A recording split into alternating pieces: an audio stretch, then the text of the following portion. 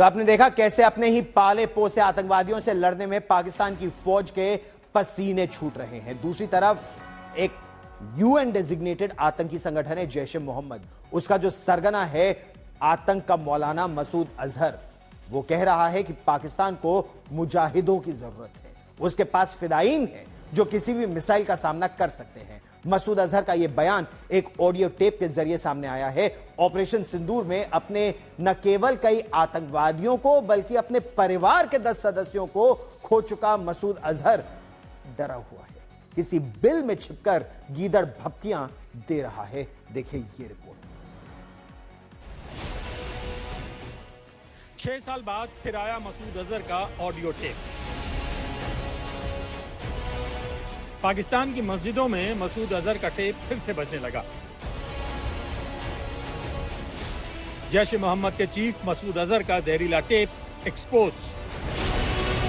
Operation सिंदूर में मसूद अजहर बच गया, अब आतंक पर उतर आया।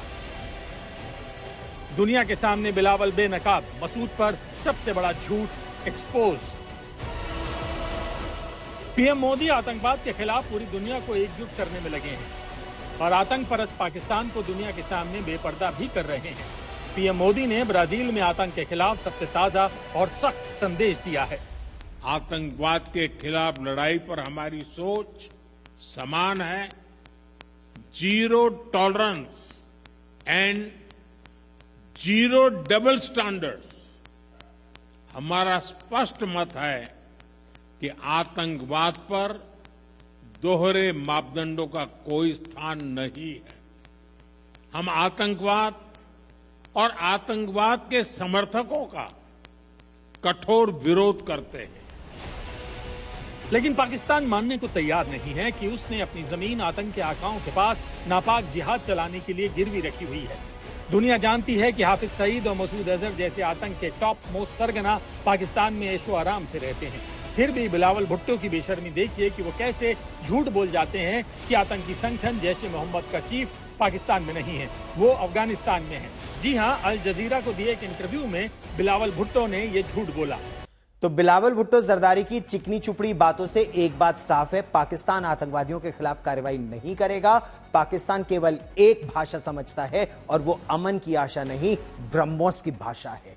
पाकिस्तान सिर्फ अपनी, इसीलिए यही एक वजह है कि पाकिस्तान जिस तरह से आतंकवादियों का साथ देता है, भारत न केवल अपनी मिसाइलों को, ब्रह्मोस को और घातक बना रहा है, बल्कि 21वीं सदी का जो युद्ध है, ड्रोन युद्ध, इसकी भी तैयारियां तेज कर चुका है। भारत अब अपनी सीमाओं की निगरानी और सुरक्षा को मजबूत करने के लिए एक बड़ी पहल कर रहा है। नरेंद्र मोदी सरकार ने करीब 20,000 करोड़ रुपए की लागत से 87 medium altitude long endurance medium altitude long endurance drone की एक मेगा परियोजना शुरू कर दी है। इस परियोजना की खास बात यह है कि ये ड्रोन भारत में डिजाइन होंगे, भारत में विकसित किए जाएंगे और भारतीय सेनाओं के लिए होंगे। इससे भारत की जो रक्षा तकनीक है, इसमें आत्मनिर्भरता को और बढ़ावा मिलेगा और विदेशी खरीद पर निर्भरता और घटेगी।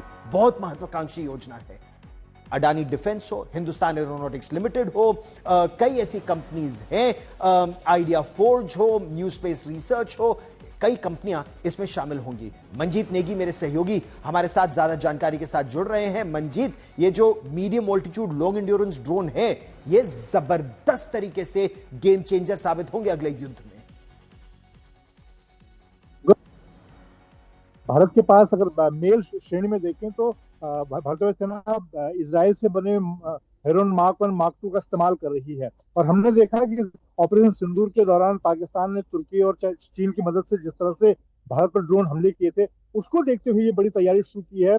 डीएमए की तरफ से ये पहल की गई और करीब 20,000 करोड़ के इस सौदे को अंतिम रूप दे दिया गया है, जिसमें 87 मेल श्रेणी के ये ड्रोन खरीदे जाएंगे, जिसमें से 50 से ज्यादा भारतीय वायुसेना इस्तेमाल करेगी जम्मू कश्मीर से लेकर अलग अलग सरहद पर। उसके अलावा बाकी नौसेना और सेना इस्तेमाल करेगी। तो ये एक बड़ा कदम है ड्रोन के मोर्चे पर। और क्योंकि इस वक्त आप देखें देश दुनिया में जिस तरह के हालात हैं और आने वाले दिनों में, क्योंकि ऑपरेशन सिंदूर भी इस वक्त जारी है, तो ऐसे में इस मेल श्रेणी में एक बड़ा कदम तीनों सेनाओं के लिए उठाया गया है। बिल्कुल सही कहा आपने। एक high altitude long endurance drone होते हैं, टोही विमान के रूप में बड़ी भूमिका रहती है, एक मीडियम वोल्टीट्यूड लॉन्ग इंड्योरेंस ड्रोन्स, और ये असल में गेम चेंजर होंगे। मंजीत, इस जानकारी के लिए धन्यवाद। एक बहुत छोटा सा ब्रेक के बाद डोनाल्ड ट्रंप और बेंजामिन नेतन्याहू का गाजा पट्टी के लिए नया प्लान क्या है, किस तरह से वो युद्ध, उसकी रूपरेखा बदलेगी, यह खबर रणभूमि पर।